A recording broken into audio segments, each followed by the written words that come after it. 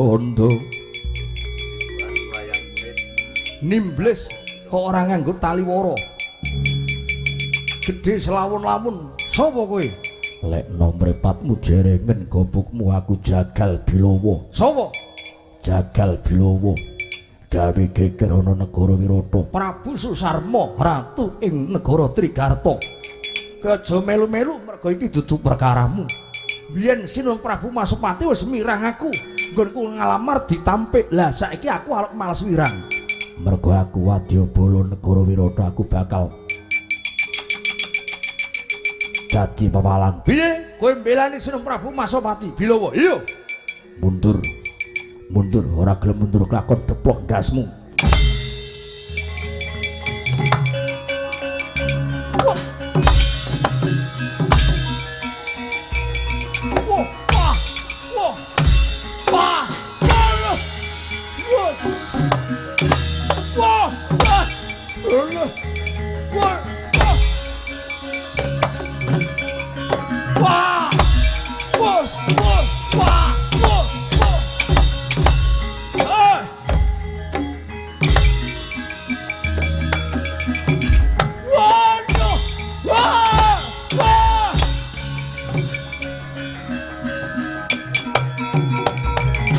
Bilawa aku wis mertobat, aku wis sambat njaluk tulung. Odet Pancanaka.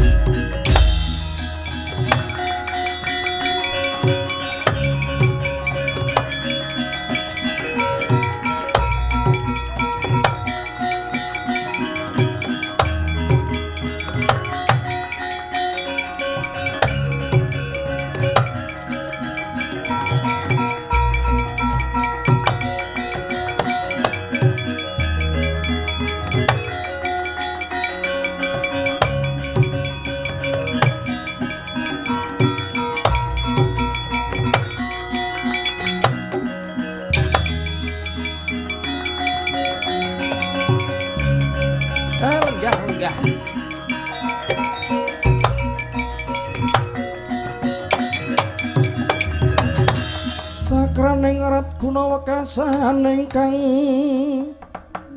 angloro bawan ingkang sinung wadi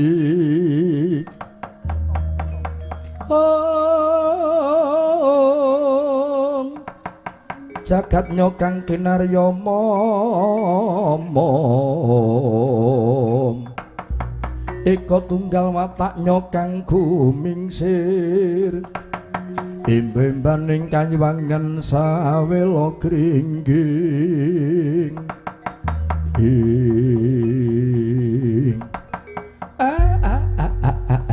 bergegeg ugeg sadulita hemel-hemel mboten pangkling niki Ndara Utara. Ya Kiai Semar Badranaya bener semunipun kok radi kesesonggenipun tindak wonten wigatos menapa Gus Ndara Utara Kiai Sumurupa negara Wirata bedah Rama Prabu kinunjara dening Prabu Susarma aku bakal nganti kadangku Yayi Utari perlune napa rayimu Ndara Utari kok ajeng diganti perlune napa arep takjak bebarengan uncat saka negara Wirata kene Kiai nuwun sewu kula tak matur nggih Gus sampeyan niku anak ratu dikudang-kudang digolo-golo taruna bisa ngungkuli Sudarma tegese sampeyan niku putrane Sinun Prabu Matsapati negara geger wong tuamu dikunjara lah kok malah anake lanang ajeng ngunciring pupuh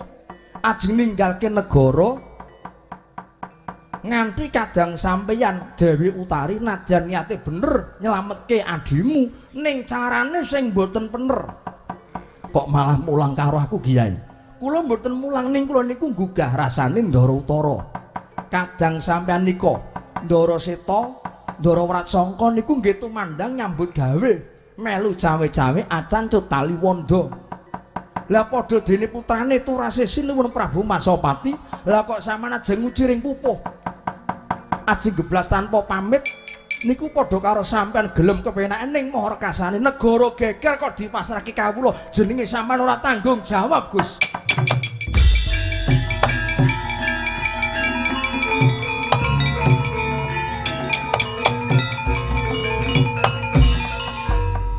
yen sampean duweni jiwa senopati duweni jiwa prajurit kudu wani tangkep jaja milang tatu taker marus ngayomi wong sak negara Wirata wong cilik niki mung buta pengayomane wong sing teng dhuwur lah nek sing teng dhuwur pun do sakarepe dhewe ora gelem tanggung jawab sing ajeng mulyake sing ajeng ngayomi wong cilik niku sinten ya matur nuwun Kiai matur nuwun ki wis nyelingke kelawan tekade Raden Utara yen upama aku maju ning palagan nitih kreta negara Wirata arane kreta Garuda Yaksa nanging kuciwane Kiai ora ana sing ngusiri upama kok Raden Utaraku maju ana ing palagan nitih kreta Kiai Garuda Yaksa nanging ora ana kusire sampean buta kusir iya buta kusir mboten iya buta kula duwe kusir sapa Kiai momongan kula Ndara Wrihatnala niki Gus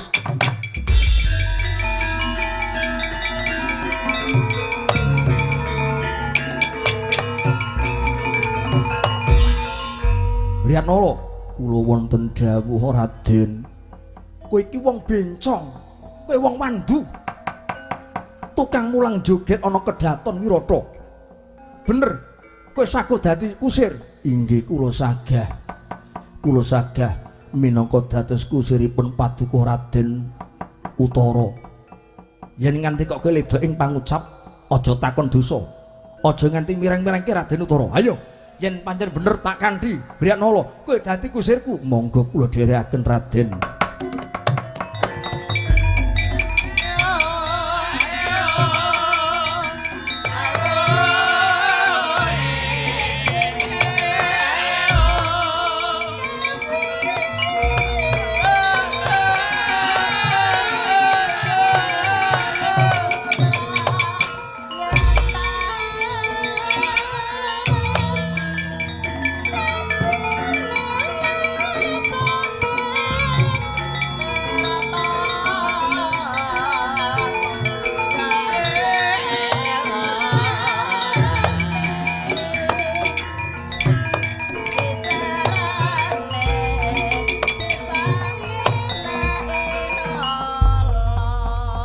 kowe aja ngentenge watu ngempukke banyu Wrihatnala meleka paningalmu papan kene iki wis kinepung wakul binaya mangat kawula obah ya mati polah ya mati sampun mboten perlu kuwatos Raden monggo kula trimanjing wonten baing kreta kuling saged dados kusir Paduka Raden Utara nek nganti kok njlomprongke karo Raden Utara aja takon dosa tak cangking murdamu inggih namung derek Paduka Raden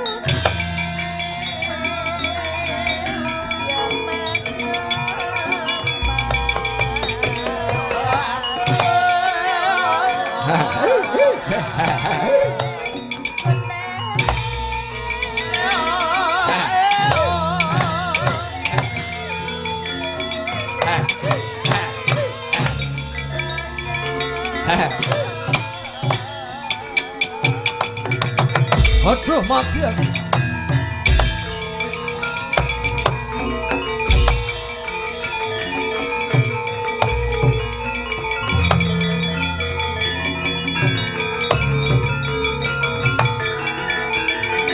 Waduh. Hus. Wah. Hus.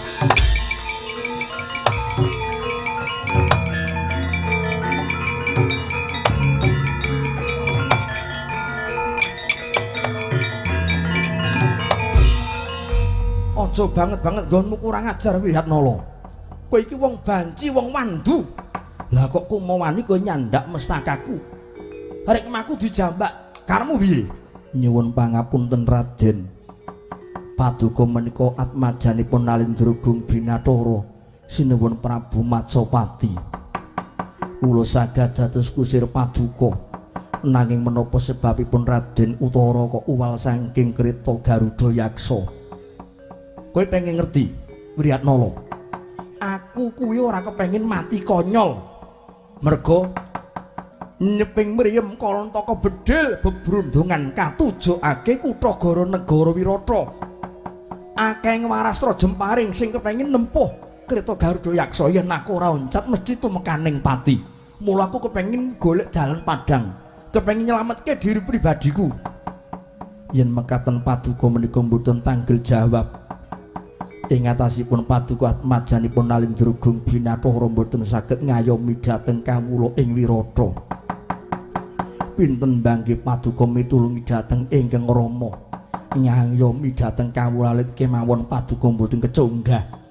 Semono kok mulang kaya dalang, nuturi kaya guru, mangsit kaya dewa. Karemu piye? Menawi ngaten kula suwun kanthi sanget uling saged dados senopati negari Wirata. Kowe iki wong banci, kowe iki wong wandu. Klemak-klemek midak kapuk ora pendeng mung guru joget. Mulang nari kok arep maju perang. Kula saged dados senapatinipun sinuwun Prabu Matsapati nanging panyuwun kula paduka Raden Utara minangka dados kusiripun. Sagah menapa mboten? Yen paduka sagah Wihatnala ngabdi kula sagah ndepani negari Wirata. Piye? Bingung aku. Kantun dipun wangsuli kersa menapa mboten? Yen Raden Utara ora sagup piye? Yen paduka mboten kersa klampah dinten menika Wihatnala tega dhateng paduka badhe kula bondo. Wala!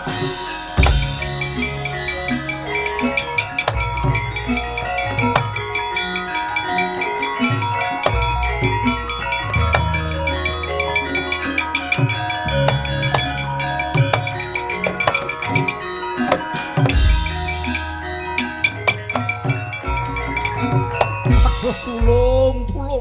Wiyatnala aja dibondo kaya ngene apa tumon. Padake kaya trewel wae. Dibondo cemplungke bagor. Wis aku ditulungi diculik. Ditulungi Wiratnala aku saguh. Wis aku saguh dadi kusirmu ning aja dibondo kaya ngene. Sagah menapa mboten? Yen paduka mboten sagah kula piyambak ingkang badhe ngusiri lan dados senopati negari Wirata. Iya saguh. Saged kula buktekaken. Iya ning syaraté diuculi dhisik, diuculi. Njaluk teng diuculi Wiratnala. Yen kowe gelem nguculi aku saguh dadi kusirmu, kowe sing dadi senopati kusire aku Wiratnala.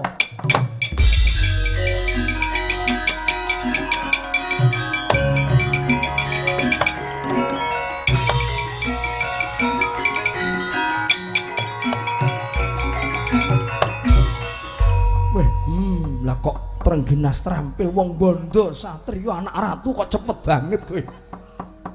Dibondo ditaleni nganggo dhatung cemplungke bak ing kreta pertumon. Sampun boten perlu kekadhan gunem ingkang tanpa guna. Paduka kula aturi dados kusir. Terus karepmu kreta menika kula aturi manjing wonten sak tengahing wana. Mungse kuwi ning alun-alun ora ning alas, Druhun. Mungse iki ning alun-alun dudu ning alas. Sampun boten perlu kekadhan gunem ingkang tanpa guna. Kusir manut kalian senopati. Sagah menawa ya wis saguh.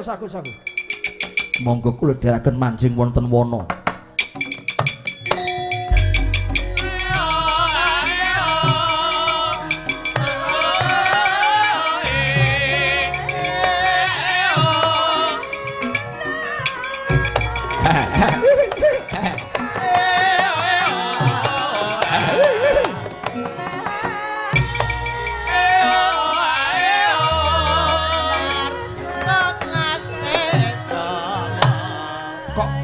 Karepmu piye? Raden, sak samunipun menika wonten sak tengahing wana Raden kula aturi mandhap saking baing kreta. Karepmu wonten sak ngandhapipun wit randu alas menika wonten buntelan pethak. Lho. Lah kae pocongan. Lah kon ngopo? Kula aturi mendhet Raden. Pocongan menika kula aturi mendhet aja dagelan Wiratnala negara geger. Lah apa tumon anak ratu kok kon gawa pocongan? Karepmu arep nggawa golek dhuwit apa piye? Men bocah cilik-cilik do nonton medhi nonton pocongan bayar 2000 ya ngono. Mboten Raden. Kersa menapa mboten yen mboten badhe kula kunjuk. Ya wis saguh. Monggo. Kula aturi mendhet pocongan ingkang mapan wonten sak ngandhaping wit randu alas menika Raden.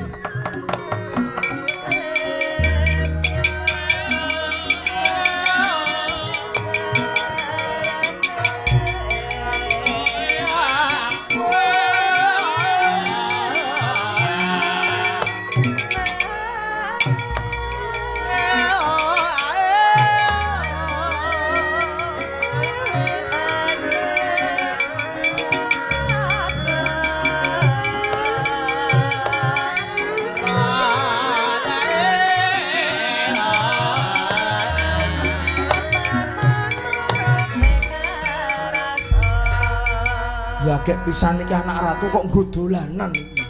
Nek aku wiyaga ora apa-apa Wiratnala wong anak ratu kok nggo dolanan kaya ngene. Apa tumun kon ngedunke pocongan nang ngisore wit randu alas. Bungkusan pethak ingkang wujud pepethan pocongan monggo kula aturi mbikak. Mbok aja banget-banget le perintah karo aku Wiratnala. Sampun Raden monggo kula aturi mbikak. Bungkusan pethak menika kang Agatra pocongan. Ing sine apa? Mangke Raden badhe nguniani piyambak.